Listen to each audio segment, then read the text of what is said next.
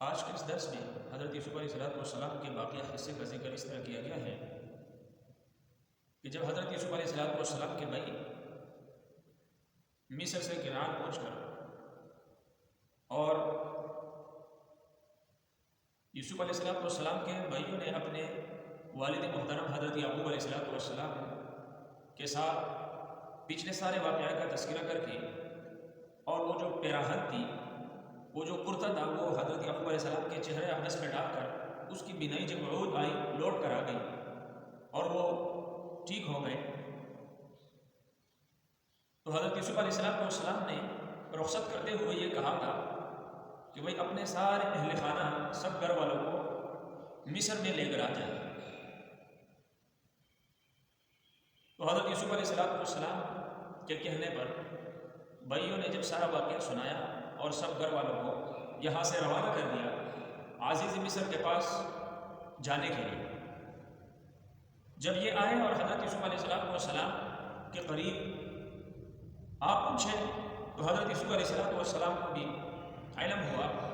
اس کو بھی خبر ملی کہ میرا باپ اور میرے بھائی اور اس قافلے پر مشتمل جتنے بھی افراد ہیں وہ پہنچنے والے ہیں۔ حضرت یوسف علیہ السلام باہر نکلے، ان کے لیے وہاں کوئی ایک جگہ کی تعین فرمائی اور حضرت یوسف علیہ السلام نکل پڑے اور کچھ مصری لوگ بھی تھے، عوام ساتھ تھی، اس کے اپنے وزیر وغیرہ بھی تھے۔ تو اس مقام پر 3-4 میل کے فاصلے پر جا کر اپنے باپ حضرت یعقوب علیہ السلام اور اپنے صاحبزادوں اور دیگر جو اہل خانہ کے لوگ تھے سب کا بڑا استقبال فرمایا اور سب کی اکرام اور بڑی اعزاز سے سب کو نوازا۔ تو آیات کے اندر اللہ نے فرمایا فلما دخلوا علی یوسف آوی الیہ ابویہ، کہ جب یہ آپ پہنچے داخل ہوئے حضرت یوسف علیہ السلام سے ان کی ملاقات ہو گئی تو آوی الیہ ابویہ، حضرت یوسف علیہ السلام نے اپنے ماں باپ کو ٹھکانہ دیا، ان کو خاص جگہ عطا فرمائی اور اس کے بعد اپنے ماں باپ سے اور اپنے بھائیوں سے اپنے اہل خانہ سے کہا کہ بھئی ادخلوا مصر انشاءاللہ آمنین، اب اگر میرا رب چاہے، میرا اللہ چاہے تو انشاءاللہ امن و امان کے ساتھ مصر کے اندر داخل ہو جائے۔ اس کے بعد یہ مصر میں آئے ورفع ابویہ علی العرش وخروا له سجدا، ورفع ابویہ علی العرش، جو تخت شاہی ہوا کرتا تھا حضرت یوسف علیہ السلام جس تخت شاہی پر تشریف فرما ہوتے تھے، وہ تخت شاہی حضرت یعقوب علیہ السلام کے لیے اور اپنی والدہ کے لیے سجایا اور ان دونوں کو اس تخت شاہی پر بٹھا دیا۔ وخروا له سجدا، اور باقی جو بھائی تھے وہ اس کے سامنے سجدہ ریز ہو گئے، اس کے سامنے جھک گئے۔ یہاں والدین کو تخت شاہی پر بٹھانے کا مقصد یہ ہے کہ والدین کا مقام ظاہر کرنا ہے، والدین کا جو شان ہے، والدین کی جو عظمت ہوتی ہے اس کو ظاہر کر دینا ہے۔ اس لیے ماں باپ کا مقام بہت بڑا ہے۔ اللہ نے جہاں اپنے حقوق کا ذکر فرمایا، اپنے حق کا ذکر فرمایا، وہاں اس کے ساتھ قرآن میں کئی جگہ اللہ تعالیٰ نے ماں باپ کے احسان کا بھی ذکر فرمایا۔ تو والدین کا بہت بڑا مقام ہے اور حدیث کے اندر آتا ہے کہ باپ جنت کا دروازہ ہے اور ماں پوری جنت ہے۔ اب باپ کو ناراض کرو گے تو جنت کا دروازہ بند ہوگا، ماں کو ناراض کرو گے تو پوری جنت سے محروم ہو جاؤ گے۔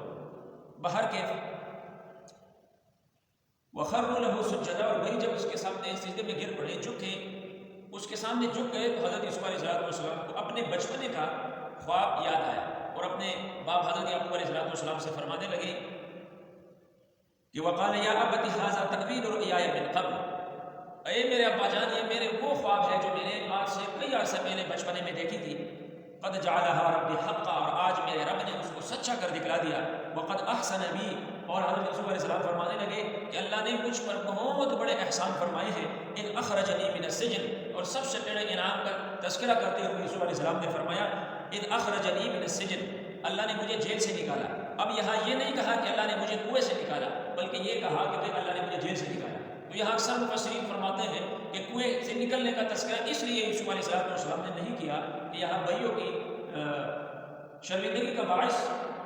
ہونا تھا یہ بات، اس لیے یوسف علیہ السلام نے یہاں بھائیوں کو شرمندہ کرنا نہیں چاہا اس لیے کہ بھائیوں نے پہلے اپنے جرم کا اعتراف کر لیا تھا، اپنے خطا کا اعتراف کر لیا تھا. اب دوبارہ حضرت یوسف علیہ السلام نے یہ نہیں چاہا کہ میرے بھائی معاشرے کے سامنے، لوگوں کے سامنے شرمندہ ہو. تو یہاں جیل سے رہائی کا نعمت سمجھتے ہوئے حضرت یوسف علیہ السلام نے ذکر فرمایا. تو کتنی تکلیفیں پوچھی، لیکن کسی ایک تکلیف کا بھی حضرت یوسف علیہ السلام نے یہاں تذکرہ نہیں فرمایا، بلکہ تکلیف کے بعد جو نعمت سے، جس نعمت سے اللہ نے نوازا، اس نعمت کا جو ہے یاد کر کے اللہ کا شکر ادا کیا. وجاء بکم من البدو، اور کہا کہ آپ کو دیہات سے نکال کر، آپ کو دیہات سے لا کر مصر میں اور شہر میں داخل کرا دیا. یہ اللہ کی بہت بڑی نعمت ہوئی. من بعد ان نزغ الشیطان بینی و بین اخوتی، اور تیسری بات جو بھائیوں کے درمیان میں پیدا ہو گئی تھی، حضرت یوسف علیہ السلام نے بڑی جو ہے تسلی کے ساتھ، بڑے سنجیدگی کے ساتھ اس بات کو بھائیوں کی طرف نہیں بلکہ شیطان کی طرف ٹوک دیا کہ دیکھو ہم، میرے اور میرے بھائیوں کے درمیان جو نزع پیدا ہوا، جو فساد اور جھگڑا پیدا ہوا تھا، تو یہ نہیں کہا کہ یہ میرے بھائیوں کا قصور تھا یا میرے بھائیوں نے میرے ساتھ زیادتی کی، بلکہ یوسف علیہ السلام نے بڑے سنجیدگی کے ساتھ کیا فرمایا، یہ بات شیطان کی طرف جو ہے ٹوک دیا اور کہا کہ ان نزغ الشیطان بینی و بین اخوتی، یہ تو شیطان نے میرے اور میرے بھائیوں کے درمیان ایک نزع، ایک جھگڑا اور فساد ڈالا تھا. ان ربی لطیف لما یشاء، اور فرمانے لگے کہ میرا رب بڑے باریک بینی کے ساتھ، بڑے لطیف انداز کے ساتھ تدبیر فرماتا ہے جو چاہتا ہے. یعنی یوسف علیہ السلام نے فرمایا کہ میں جیل میں گیا، یہاں میں عزیز مصر کے گھر میں میرے اوپر تہمت لگی، میں بے قصور، میں بے گناہ، لیکن اللہ تعالیٰ نے کس طرح تدبیر فرمائی اور میری پاکدامنی اللہ نے ثابت کر دی. پھر وہاں سے جیل گئے، تو جیل سے وہ دو لڑکے، دو نوجوان اس کے ساتھ جیل میں داخل ہوئے. اللہ تعالیٰ نے ان کو ذریعہ بنا دیا حضرت یوسف علیہ السلام کے رہائی کا. بڑے جو ہے باریک بینی کے ساتھ اللہ تعالیٰ نے تدبیر فرمائی میری رہائی کی. انہ هو العلیم الحکیم، اللہ بڑے جاننے والے، بڑے حکمتوں والے ہیں. بہر کیف اس لطیف یہ اللہ کے صفاتی ناموں میں سے ایک نام ہے، لیکن یہاں مفسرین اور اکثر علماء اکرام لکھتے ہیں کہ کسی بندے کے لیے اگر کسی کاروبار میں کوئی رکاوٹ ہے، رشتے میں کوئی رکاوٹ ہے، یا اور بھی کوئی رزق کی تنگی ہے، کوئی پریشانی، مسئلہ، مصیبت ہے، علماء لکھتے ہیں کہ یا لطیف کثرت کے ساتھ پڑھا کرے. اللہ تعالیٰ اس کے لیے جو بند دروازے ہیں یا جو مشکل کے مرحلے ہیں، اللہ وہ اس کے لیے آسان کرتے چلے جائیں گے، اور اللہ تعالیٰ اس کے رزق میں، کاروبار میں وسعت